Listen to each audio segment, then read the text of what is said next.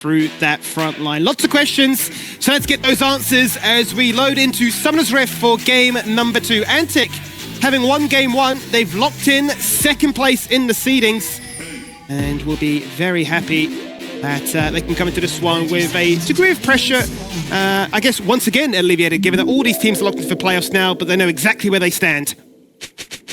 Yeah, everybody finally locked in now, and we can see that Kanga, this Ezreal's gone for an exhaust here into Kalista, so a fantastic summoner spell, and since there's no cleanse from King, we'll be able to actually find its full value in kind of shutting him down, both damage, attack speed, and movement-wise, all things that Kalista really hates to have restricted. Meanwhile, Draku's opted for the Aftershock, so not the Glacial Augment, as opposed to the Aftershock, which we do often see to provide that extra little bit of tankiness in the bot lane. Tankiness certainly is the name of the game, but Draku certainly doesn't seem to really care about it, just wants all the utility, and this seems to be a staple here from Antic. They love to go for the invades, maybe doing it more so than any other team in the league thus far, but Draku, going in with that Twisted Advance, realizes that, look, it's not that initial kill that we were hoping for. Kanga well prepared for the invade on their blue buff, and he's forced to flash to safety. Skimmy, I don't believe it. We've actually seen an answer to a level 1 invade from Antic. It feels like every time they go for this with a Kalista, it just goes in their favor. Yeah. But this time, it's that nice preparation. Correct, landing the Bard Stun, flashing after the initial engage comes out from Draku. It's going to allow their blue buff to still go over to them. And meanwhile, they'll actually be able to secure the bot lane priority as well. So from what could have been a very, very bad start for them, actually ends up going quite in their favor.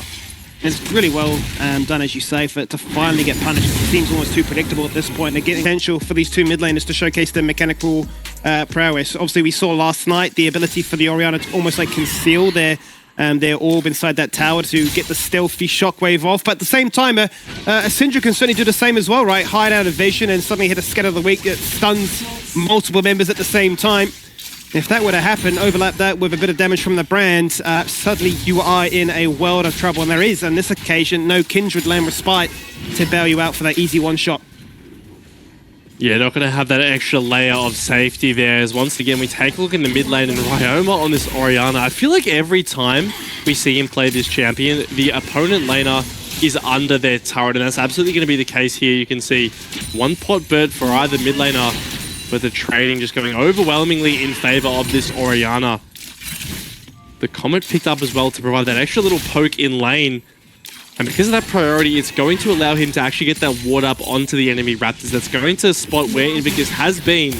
So they have a good idea that he's completed his full clear towards the top side. Meanwhile, Swiper a little bit behind in the clear, as you would expect in terms of this matchup. We'll just be completing the blue buff now, but this does create a significant window in which Invictus can try to leverage this top priority and either get the Scuttle Crab or look for an invade. Yeah, Scuttle Crab invade, or perhaps Poppy head into mid lane, where Ryoma really has been running riot and doing as he pleases. Constant harassment to Fury, who's keeping him interested for the meantime, looking to try and hit that Scatter of the Weak, and it certainly is successful into the Pillar of Flame stun, and watch him just combust into the after damage that a brand can deliver. Cool, guys, do not look at explosions. Invictus there walks away knowing his job is done after picking up that first butt in the mid lane. And plain and simple, it's just a bit of greed there from Ryoma on the flash. He knows that the second that he sees Invictus, that the Scatter of the Weak from Fury will be coming. It just manages to clip him on the end there. And the second that stun lands, Invictus flashes in, lands the brand combo with the stun again to chain that on top of it. And with that Electrocute coming through, will be enough to pick up first blood. So much like last game, Invictus getting off to a very hot start, no pun intended, on this brand. I like that one. That was very clever there, mate. That's why you're the analyst on this occasion. And yeah, no doubt, as he goes back to base, instantly picks up the blasting one. Darksteel picked up too, and certainly does really want to replicate that game 1 performance where he gets ahead early. He is able to really do as much as he can. And I think the biggest change up for me would be the fact that can we get a little bit more priority around those Void Grubs? To give over 6 to a team like Antic, when they had all that push and priority, really was their downfall. And that's the hope, right? We check in top lane, Wudon has a significant health advantage as well as priority, and that should enable a little bit of freedom for Invictus to head towards this early objective. We know how quickly Brand is able to take these, because he can proc 3 instances of his passive simultaneously on those camps.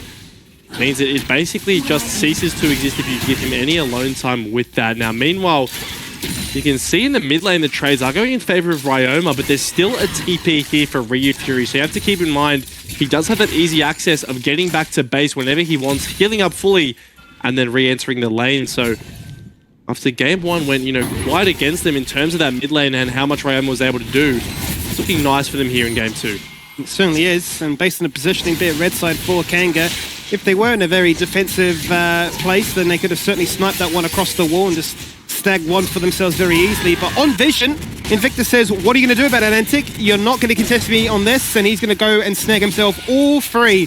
That certainly makes it easy then for Swipe and the rest of their team to play around bot side and get a little bit more aggressive here. Thirst Dragon looking to go their way as Draku threatens with that twisted advance, but certainly doesn't want to get baited by an arcane shift away from Styx. Just forcing out the flash there is Fury with that unleashed tower. Really chunking down Ryoma, who doesn't have teleport. Now, crucially, we've seen Fury greed before, and Skimmy, he does it again.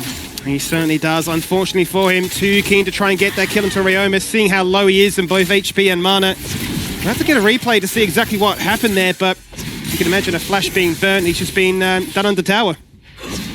Yeah, that would have to be the case there. The initial play is really nice with that ultimate to be able to force out the flash from Orianna, who doesn't have TP. If you just leave him in that situation, you get to use your own TP back, have control of the wave, but unfortunately falls down there. And yes, as the Void Grub's going over to Kanga, the trade will be that first dragon picked up by Swiper here on this Vi, who playing around his points of strength here. You can see this Kalista is feeling pretty good, but we take a look once again at the mid lane. Scatter the Weak does land, and Fury has a pretty significant health advantage. Once that QW is used from Ori, it's really the go button here to continue on with this trade. The Shockwave committed as well. Nothing really to answer back with from this Orianna. And that's the initial play that we saw. We'll have to see how the kill actually happens, because Fury, I think, he might have tried to miscalculate the damage here. Just hits the stun, but doesn't land the Q, Skimmy, and that's the damage that would have killed Ryoma. It certainly would have, but yeah, as he flashes in, he gains aggro at the tower, and the tower's like, I'll get the job done for you here, Ryoma, don't worry about it. He had no mana. He didn't really have any way to try and respond to that play, apart from that empowered auto attack, and no doubt will be happy how those events did transpire in the end. Shockwave once again being used, seemingly on cooldown at this point. Trim the wave and also trim the HP bar of this Syndra as he waits for the cooldown of that dissonance to come back up alive, and you've just come back to lane, but you're dead once again. Solo kills galore in the mid lane here. Off the back end of that, though, Swiper will be caught out in his own jungle. A nice maneuver from Invictus and Kurak to secure this red buff respawn timer. And I guess because of that skirmishing in the mid lane, there isn't the threat of the Orianna coming down. So once again, it will be Invictus who is the main benefactor out of that play. But the mid lane Ryoma, you can see the second he gets a foothold in the lane, how dominant he can be. And that second solo kill, realizing that there's no flash to come through from the Syndra. The Scatter the Weak had also been used. Just nothing to answer back with. Nothing at this stage, and just as you can see in the bot lane, no need for Antic to get too angsty here and try and force their hand into the slightly depleted HP bar there of the Ezreal, who, to be fair, is keeping up pace here with this Kalista. You'd expect the Kalista to absolutely crush things, but the constant threat of that exhaust and the ability to get baited by a twisted advance right underneath your tower certainly means that Antic can't push the tempo and can't push their lead maybe as much as they were hoping for. Definitely not at this early stages, right? You can see the jungle CS lead now about 15. The Swiper will steal away that Raptor camp. It's going to come down to how this Vi is able to move around Ryoma, right? With the lead that he has in the mid lane, pairing up with that Orianna will be your #1 priority, especially as we have another set of grubs spawning. Now look at where Antic are moving. We can see that this is another one of their famous lane swaps. They've brought King up towards this top lane in preparation for this next grub spawn. Now, everyone besides Styx from the side of Kanga is relatively in the area, and this ward from Wudon will spot this play before it starts. Yeah, don't tell me it happens again, Max. Surely not the same play working out with the same result. It would be criminal. But either way, Wudon is going to bear the brunt of this aggression for the meantime and say, Invictus, please assist me right here and now. Kurak primed and ready to go. He's made the great trek up to top lane as well, and is looking to try and hit that Cosmic Bind to the stun of King, who thankfully jumps across the wall in time. Clutched by him. Doesn't have to burn the flash. The Martial Poise enough. That is a man who trusts himself and trusts his mechanic. Doesn't use the flash even when Bard is awfully close here. But Draku will cast the Nature's Grasp here. Locks up some members of Kanga. And the grubs are going down ever so quickly, Skimmy. They certainly are. The Nature's Grasp combined with the Glacial Augment slows them down for what feels like an eternity. It's enough for Antic to walk on in and steal away one. They need to take away two to deny these Void Drops. The fight starts now. Swiper goes in. They track out one. But now in jumps King to the Tempered Face. There's no DPS right now, and Antic are lagging behind. Ryoma lagging from the backside, but he still has that Shockwave. Bear that one in mind. Scattered Away connecting onto one member at this point, but Woodard is low on HP and stuck inside the pit, waiting for that dash across the wall. They'll deny that Void Grubs. There will not be any spawning of Void Mites here, and you're surprised that not many more members fell on down. Yeah, it looked like it could have been an all-out brawl there as Styx is just going to face check into Zoran as there's no all-out though for him. He's getting aggressive and there's no Ghost here, but the Ezreal just doesn't have the damage at this stage, and what could have been a melee there ends up just being quite a subdued occasion. Crucially, there are two Void Grubs picked up from Antic, so they will be able to deny that fifth one going over and deny any Void Might spawn here. Is correct looking at Ryoma, but we'll just say hello. Wave goodbye as his teammates picking up this dragon. Yeah, seemingly all he's going to do on this occasion, just observe a cheeky drive-by to keep him locked on down. Let's sort of back to this replay initially, because it's the Nature's Grass that starts it all off, but then there's Kenga saying, let's go for this play. Yeah, because the initial stun is found onto Ryoma, who gets chunked out quite heavily at the start of this fight, but simply there's a nice zoning job done by Swiper to keep the members of Kanga occupied while the Tempered Fate comes out, and that means that once King comes out of that stasis, there are low health bars for Kanga. They don't feel confident chasing into this Kalista, and that means that the play will come to an end there. As you can see out of that, it feels like every time we check in with the gold and with the items for Kanga, it's Invictus who is on top. 2-0-1 here, 100% KP, and has that Leandri's completed. So a force to be reckoned with here in the jungle.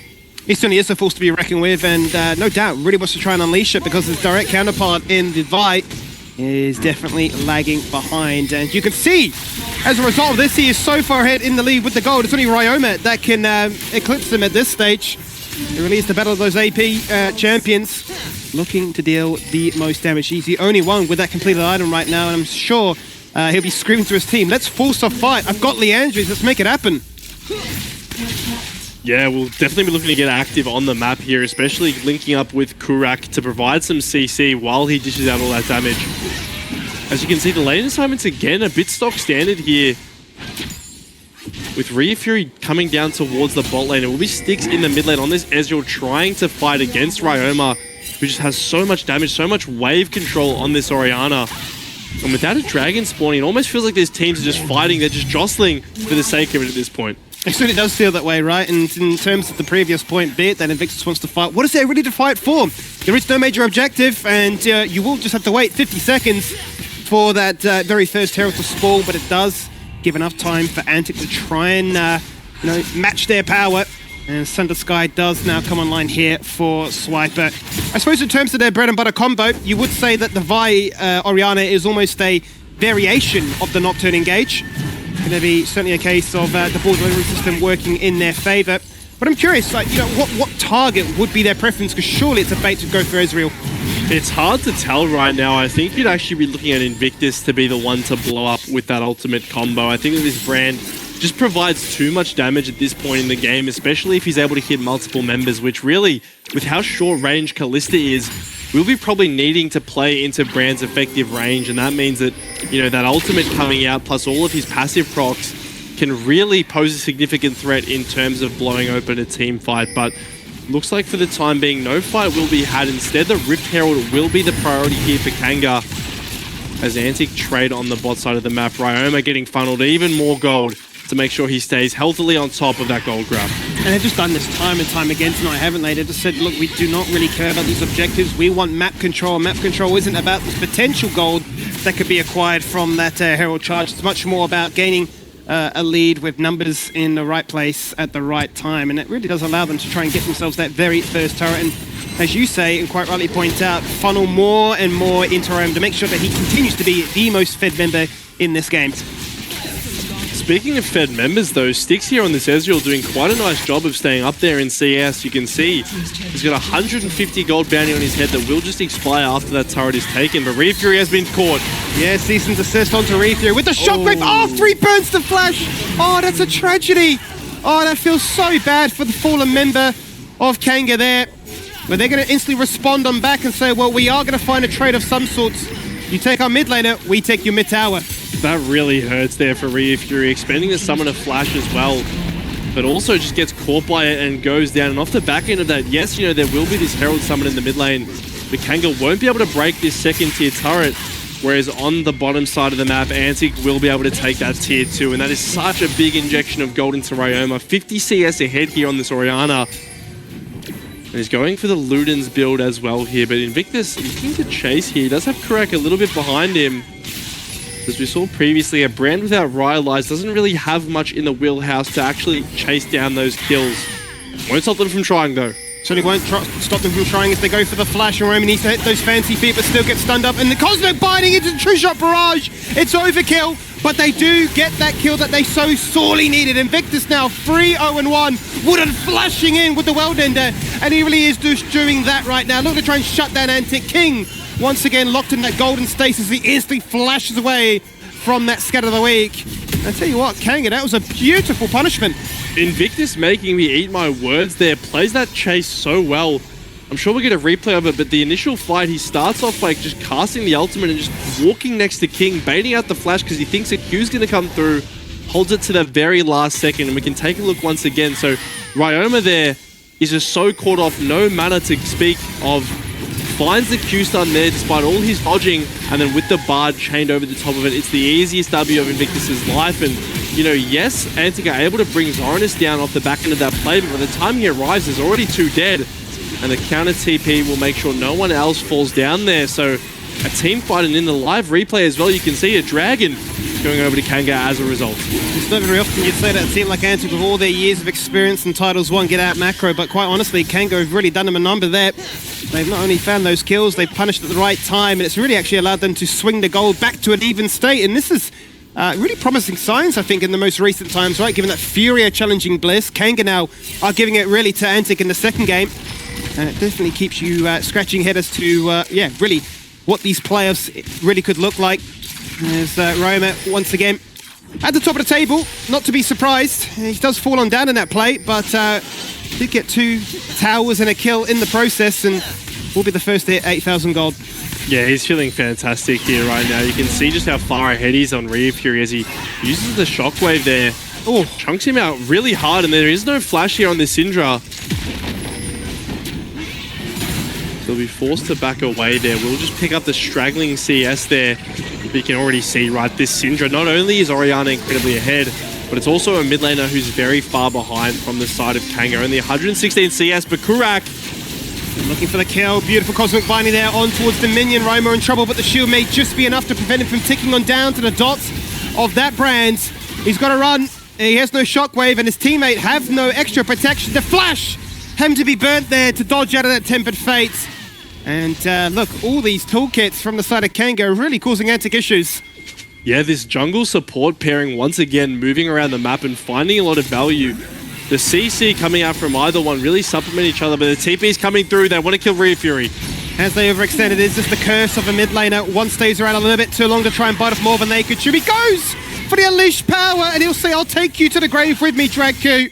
Not bad given the numbers deficit.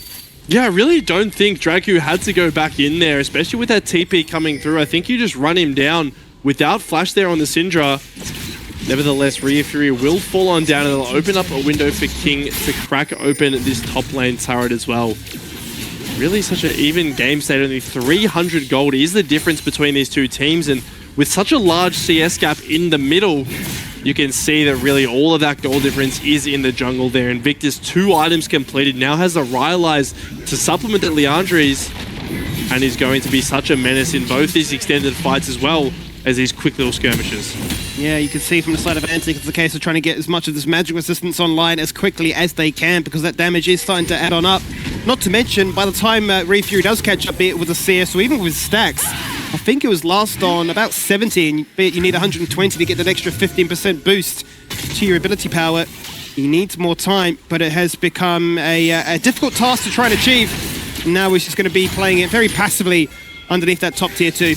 Yeah, he's down a full item, right, compared to Ryoma, so really does need to pay respect, really does need his teammates in the area to be able to contest any waves really beyond his turret. So certainly putting a burden onto the rest of Kanga, who sticks here in the mid lane. Looking to see if they can find anything as Swiper, as he jumps across that wall, they bait them in with that shockwave. Only hitting Invictus, but not lethal enough to get the kill. Fancy feat by Ryoma to dodge out the Tempered Fate. And Kurik on this occasion is unable to find his prize. It was so close there though. Ryoma, just without flash for the time being, would have fallen down if that Tempered Fate lands. But just has the mechanics, has the mobility to be able to dodge that. And this Orianna will come back into the next team fight with her flash available. Same can be said for King. So with all summoners available, all summoners on the cards, we really do have a massive potential for a micro masterclass in our next fight. Certainly would expect so, right? The amount of lockdown that KNG have, and it's certainly necessary. We mentioned very early on into this draft they have an abundance of damage, but it's very hard for them to try and play from behind if they are forced to face check all these tanky members of Antic.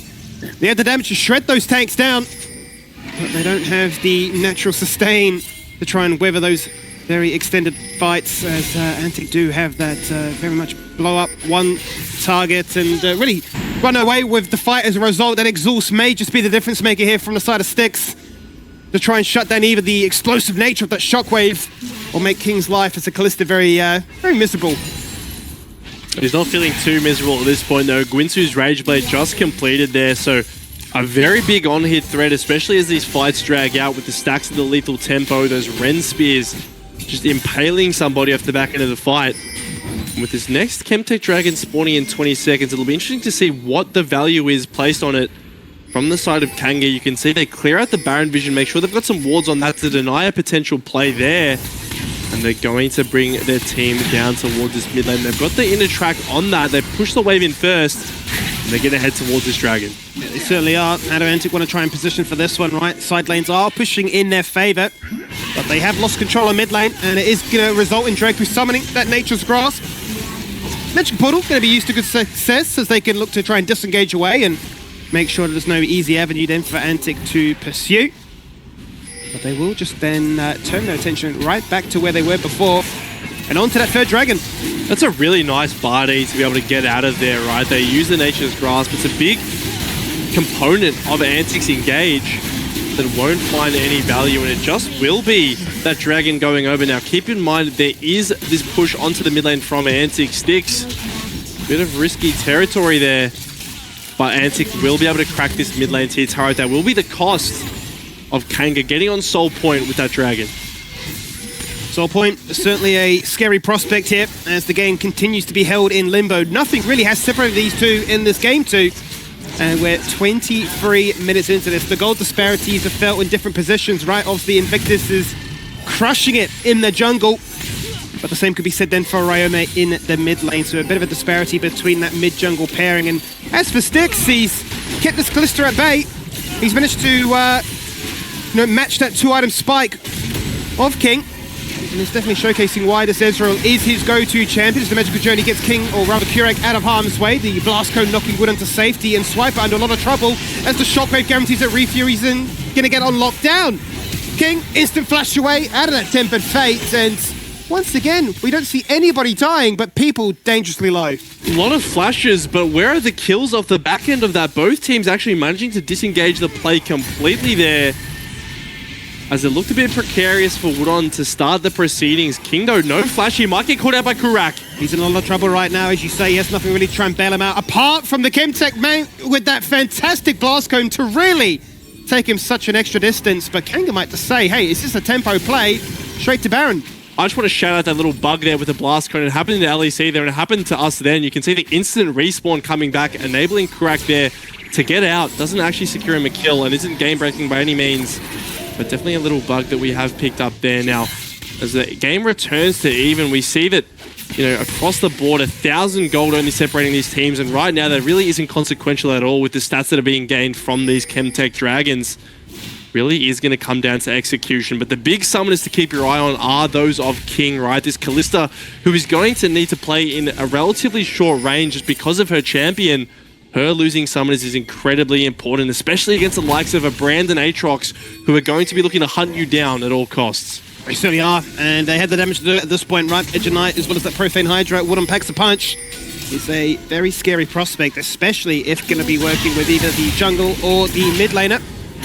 Well, right now, they are very much attending to these side lanes, and Antic being fully aware of this one, say, Reefear has no TP. He has to make a massive journey all the way from bot lane. We can force this 5v4. Yeah, greedy here from Reefear. He's going to walk up now, but the Baron's 4k, and there are Kalista Spears in it. Can they steal it? Temper Fate being burnt. That's going to buy them crucial time right now, but Wooden jumps across the pit into this one. Looking to try and contest it, and they steal it! Invictus with the burn damages the Brands, and a 4v5! They steal away the Baron. They reclaim the gold lead. And is this the tide, or is this the moment that turns the tide of the series? I don't even know how he did that, Skimmy. You could see that all the members of Antic were occupied with Woodon in the pit. Invictus just strolls in, doesn't even have to flash, and picks up the Baron there. So that is a huge turning point. For the side of Kanga, they had Syndra in the bot lane who had to walk all the way up. You kind of assumed it was a done deal, even with the Kalista Spears in there. But somehow Invictus makes it happen. Let's take a look again here, because Woodon does a fantastic job of disrupting in the pit, right? Getting over here with the World Ender and the Tempered Fate. It buys time. You can see Kurak actually eats the root from the Maokai ultimate, and that enables Invictus to just walk in and steal the Baron. And off the back end here, Kurak trading flashes with Ryoma. You're happy with that every day of the week. You certainly are very happy with that one. And now this game becomes fairly interesting. What happens now? How do Kanga look to try and utilize this Baron buff? And what do Antic do to get themselves out of a sticky situation? That blast cone, maybe the best one I've ever seen. Yeah, getting Reefear out of harm's way. Invictus has to use the flash because he's afraid of that Vi ultimate being targeted on towards him. And you can see Antic, despite losing the Baron, still very willing to push the pace of the game. Now, 50 seconds, 40 now on this Chemtech Dragon. This would be the soul for Kanga. How do they respond? King's Flash, you have to imagine, will just be still on cooldown when that spawns. So they're going to have to take a fight without those summoners. Neither carry having access to that flash might be crucial against a Tempered Fate. They're going to have to walk in. How are they going to do it? That is the ultimate question right now, because Kanga do reign supreme. They've got full control of the map, which you wouldn't expect if you're just shooting into this one and take a bit of a stock check of the map, or rather the league standings. You would think that Antic, with all their years of experience in their current position of getting second seed, would be enough to take out the 6th seed of Kanga, but it's not to be the case right now. It's the Nature's Grass once again locks down members, but it's a magical journey that gets them out to safety. And with the Baron buff, they're not looking to try and siege right now. They want to use that as a combat power to guarantee that that soul point belongs to them. They're just going to get it. There's no mid-wave either that's immediately coming in for Antic, so a response here won't be evident. It'll just be the soul picked up for Kanga. You can see all the control they have thanks to that Baron buff and thanks to the vision. Really just enabled to get them to get in there unharmed. And now Antic desperately trying to find a play-in response, but because Kanga had done such a good job of addressing the waves before that fight started, they will be able to get out with not a single turret lost in response. Pretty phenomenal turn of events here, you'd have to say. And quite honestly, I don't think this is a game where Kanga mind that it's the Chemtech Soul that they've acquired, right? The fact is there is so much volatility in this one, be it the Dragon Soul, when you are below that 50% threshold, you do more damage, you take less damage, probably is the best case scenario for them. Well, I mean, especially against the Kalista, right? I'm just trying to imagine the way that she'll be stacking spears against you, and that damage reduction when you are, you know, below 50% health, certainly going to be feeling nice to avoid a potential rip out of those spears as the stun lands onto King. Little cheeky one there, but it won't amount to anything off the back end. And you can see the Baron has timed out for Kanga, so there's no longer that big wave threat. But all 5 members are here on the mid lane. We know that Antic are a team that wants to pull the trigger whenever they get the opportunity. But they won't be able to find it just now. No, but Kanga is certainly doing a good job at denying them, right, and saying, we'll keep you occupied in the mid lane, and Woodon will then go for that split push in top. They'll try and force some pressure elsewhere, make sure that Antic don't get that easy execution that they're looking to try and hunt for. Swiper jumps in with that cease and desist, Fate's cool, knocks them up for a second time, but Invictus simply refuses to die. Zonus on the flank, goes all out, looks to try to assassinate somebody, and eventually Refury falls on down. The magical journey brings everybody back, and the Tofo strikes don't work in their favor. Woodon has turned up here, and he's put in the hero's effort, but it's not enough to try and prevent them from losing this team fight. In the end, Antic just out-team fight them. Yeah, they finally engage on the mid-wave. It's Swiper who pulls the trigger, and initially the response is good from Kanga. A tempered fade out to kind of separate the fight and buy time for his carries to get out. Somehow Invictus manages to live, But off the back end of it, it's the shockwave that's huge. As we take a look at how it all started off, you can see Correct was getting a little bit overconfident, allows Swiper to charge forwards and get on towards Invictus, but it's that Tempered Fate there that buys all this time for King, who's just really sat there in stasis, not able to hit any targets. Means that once he gets in, the rest of Kanga has managed to get out. And off the back end of this, you think, okay, it's going in Kanga's favor, but the Shockwave still available, finds two members, and really is the fight decider. Certainly is the fight decider, and it feels almost very fitting for the style of Antic, right? They always want to try and team fight their way out of a poor position. And that is a prime example of them saying, you may have the gold lead, you may have the buff power, but ultimately, we had the mechanics to scout out an opportunity, and all it took was for Woodon to reveal himself in that top lane. Right back into the action, out of the replay, and a magical journey that takes all four passengers through the taxi, but a cosmic binding that punishes them for that attempt. Everybody there was looking at Karakas. Now they're looking at Styx. They certainly are. They're going to look to try and take down Styx, who's been so elusive all game long. 0-0-4, and still preserves that perfect KDA 31 minutes in. Will have to use the flash there, though. That's a summoner down for Ezreal, and with Baron spawning in 10 seconds, you need all the survivability you can get here. A nice engage pull there. The big, I guess, saving grace there for Kanga is that there's no shockwave to come through as a result. But here looks at Ryoma. He wants to find the solo kill. He wants to find the solo kill. He's used his entire combo and literally gets outplayed. And Ryoma says, my carry just does a little bit more damage than yours. That's what happens when you have a death cap and the enemy mid laner doesn't. But in response here, this Baron will be started up here from the side of Kanga. They have a brand that burns out very quickly. Swiper is in the area though. Oh, they need to use that Tempered Fate. It's not even available right now as the fight does begin, and there is the ability to try and run away with that magical journey, but the Baron is still being looked at right now. Down to 3k, getting closer and closer to smite range, and it is going to be stolen away! What is Invictus? What is he doing? This man is unleashed. He wants that contract renewed. He wants to showcase that a rookie can really pop off. This time he loses his life for it, but he gets the Baron, and that is the important thing there. A 5v4, but Invictus just doing so much damage and is able to catch Swiper off guard. The smite once again going in his favor. As let's take a look again here, you can see Kanga, they pull the trigger on this after that solo kill happens in the bot lane. They want to take advantage of that timer where a TP is coming through from Ryoma. But all the damage, look how much damage Brand is doing here. And he has vision on this from the control ward. Flashes over and steals his second Baron of this game. Certainly. It is to be taken to blow open the game immediately here. As we do come back from our pause. Luckily, it is a bit of a brief one. And you can see across the board, almost everyone is heading towards their fourth items now.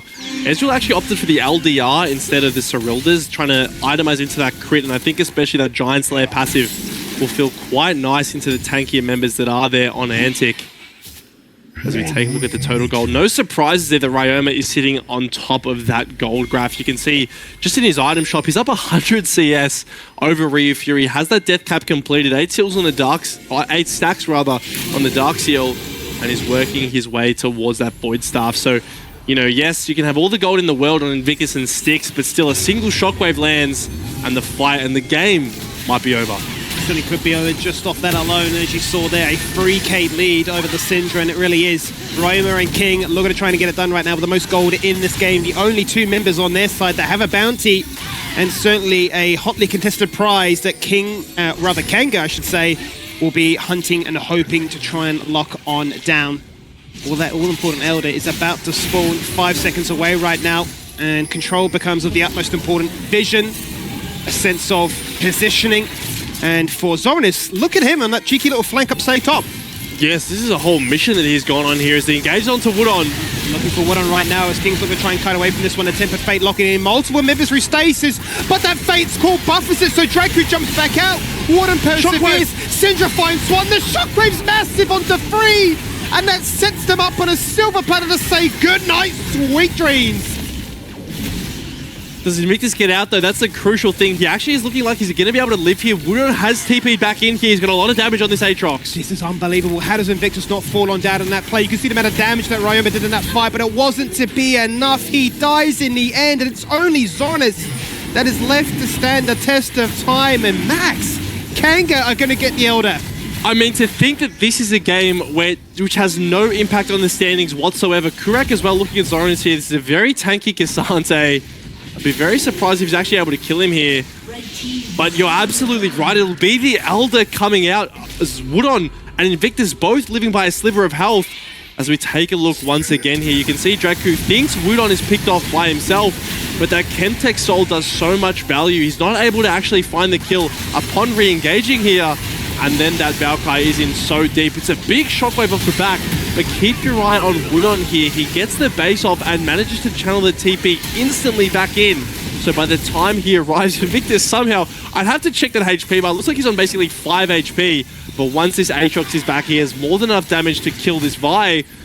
And in what is, once again, an incredibly close fight, Kanga come out on top and secure the Elder Dragon. Incredible. Absolutely incredible. They're the fact that both Woodon and they don't die again. Unbelievable. Roma's gone. You can't even finish your sentence. He's down for a full minute. And I tell you what, Max, if this is not the game that Kanga win, then what game would they ever win? They have everything you can imagine.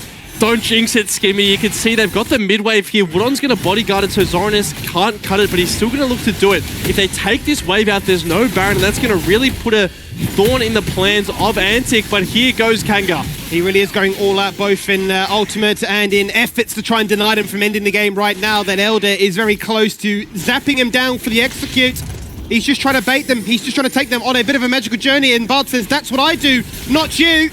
As he peppers him from afar, make sure the kill goes in the right hands for Woodon here. As he just looks to lock him down, and zap, he's gone.